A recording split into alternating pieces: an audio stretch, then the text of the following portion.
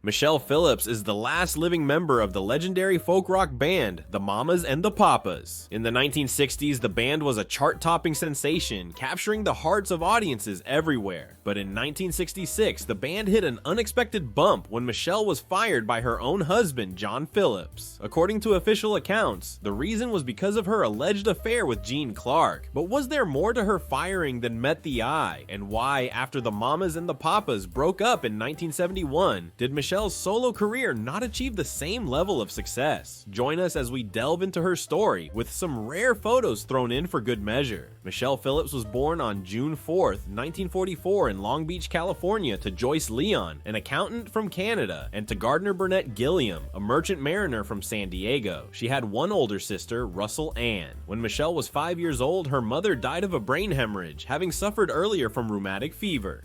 This loss really hit the family very hard, but her father decided to move on and moved the family to Buffalo, New York to get the painful memories out of their sight. He moved the family back to California after 9 months of bartending and later settled in Mexico. Michelle spent 6 formative years in Mexico learning a new language and a new culture, which became her coping mechanism with the absence of her mother. Eventually, Michelle's family moved back to the States, where they settled in Los Angeles. There she attended several high schools, including Marshall High, where she developed a minor reputation as a loose cannon. Class skipping and absence note forging got her expelled. She was then sent to Eagle Rock High School. Around this time, Michelle started modeling. By age 17 in 1961, she was already modeling. It was through one of these modeling assignments that she met John Phillips at a San Francisco club. The two took an instant liking to each other, such that John divorced his first wife to get married to Michelle on the 31st of December 1962. The two were broke, but their love for music continued unabated. John had been part of the Journeymen, teaming up with Michelle to start a new musical project. They started performing together, shortly forming what would eventually be called the Mamas and the Papas, an original trio with Denny Doherty and then adding Cass Elliot, a friend of Denny's. The Mamas and the Papas, in their beginning, first performed as backup singers on Barry McGuire's album entitled This Precious Time. Before the release of this album in December 1965, they released their single debut entitled Go Where You Wanna Go, which did not take off that well. The next one, California Dreamin', just flew right away after an ad was placed for it on a whole page in Billboard magazine. The success of the song rocketed the band's debut album to #1 on the Billboard 200, marking the Mamas and the Papas as one of the key influences in the 60s music scene. Where California Dreamin' put the Mamas and the Papas on the map, it was their next hit entitled Monday. Monday, which really took the world's attention and stamped their ticket into music history. Behind the scenes, however, the group was racked by personal tension. Michelle's affair with band member Denny Doherty created complications, not least because Cass Elliot secretly held a torch for Denny. John, initially sanguine, felt his patience wear thin as the whole mess dragged on. Matters came to a head when Michelle took up with Gene Clark of the Byrds, and John issued an ultimatum: either Michelle goes or I do. Consulting first with the group's attorney and then with the record label, John, Cass, and Denny made the painful decision to dismiss Michelle, officially firing her in 1966. As Michelle reflected in a 1986 interview, this was a maelstrom of contradictory feelings. One minute she knew she was in the wrong, the next her deeper hurt of being elbowed out of what she helped build was overwhelming. In time, the band would finally learn that they couldn't find any replacement who brought the special something Michelle had given them. She was rehired, and in June 1967, Michelle joined the Mamas and the Papas on stage at the Monterey Pop Festival. The Monterey Pop Festival marked one of those defining moments for the Mamas and the Papas. It was organized by John Phillips and music producer Lou Adler, itself with a lineup of legendary musicians including Jefferson Airplane, Janis Joplin's Big Brother, and the Holding Company, and Jimi Hendrix. This festival represented the counterculture movement, but it was also a pinnacle for the band. Even at this pinnacle though, dark clouds collected as the band struggled with the grungier aspects of the 1960s music scene, most notably psychedelics and hard drugs. This was when this lifestyle really began to take its toll on the band, especially John, whose slide into substance abuse became much more serious. Years later, Michelle was to remember in an interview that when John moved to the hard drugs, it was disastrous for both him and the group. She warned of psychedelics due to their dangerous effects on one's mind and how these could change your life so dramatically. Amidst all this chaos, Michelle's personal life soon took a new turn. In 1968, she had her daughter, Chynna Phillips, who would go on to create her own musical path in the 1990s with the pop trio Wilson Phillips. But the tension already filling the Mamas and the Papas and further strain on her marriage with John continued to build. The chronic unhappiness relationship that had characterized Michelle and John's marriage reached a technical close in May 1969 when they filed for divorce in Los Angeles County Court. Despite all these personal difficulties, the Mamas and the Papas still were able to satisfy their final contractual commitments. In 1971, just prior to the release of their last album, People Like Us, the group disbanded. This sadly heralded the end of one of the most memorable ensembles of the 1960s, whose harmonies and hits still reverberate in the world of music to this day.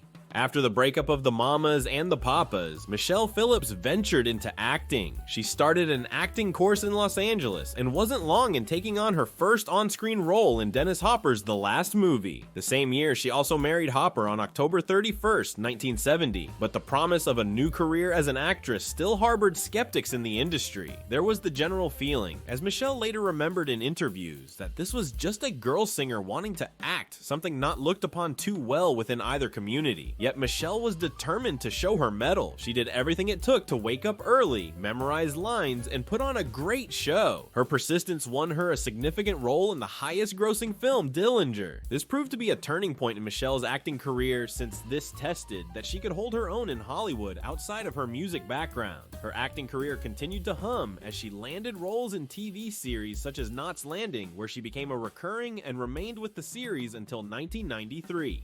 In 1977, Michelle released her solo debut album called Victim of Romance. That album was not a huge commercial success, and throughout the years, she remained involved with music through other projects and collaborations. Toward the end of the 70s, Michelle married a man named Robert Birch, and their union ended in divorce in 1979. Throughout the 1980s, Michelle continued acting and found herself in various films and TV movies. She also wrote her memoirs, California Dreaming, the true story of the Mamas and the Papas, which came out in 1986. The book candidly spoke about the trials and tribulations of her times with the group and her personal journey when the group no longer existed. Even while her acting career was in full flower, Michelle never lost contact with her musical origins and worked on various singing projects while performing every now and then. Years later, Michelle Phillips would meet even greater personal travails. During the 1990s, Michelle Phillips continued to find work as an actress, appearing in a variety of television and film work, but her life was seriously impacted by profound losses. Perhaps most scantingly, there was the death of her long-term partner, Steven Zacks, who had been by her side for 18 years, an emotional void that seemed very deep, described by Michelle herself later as a loss that shaped her life in profound ways.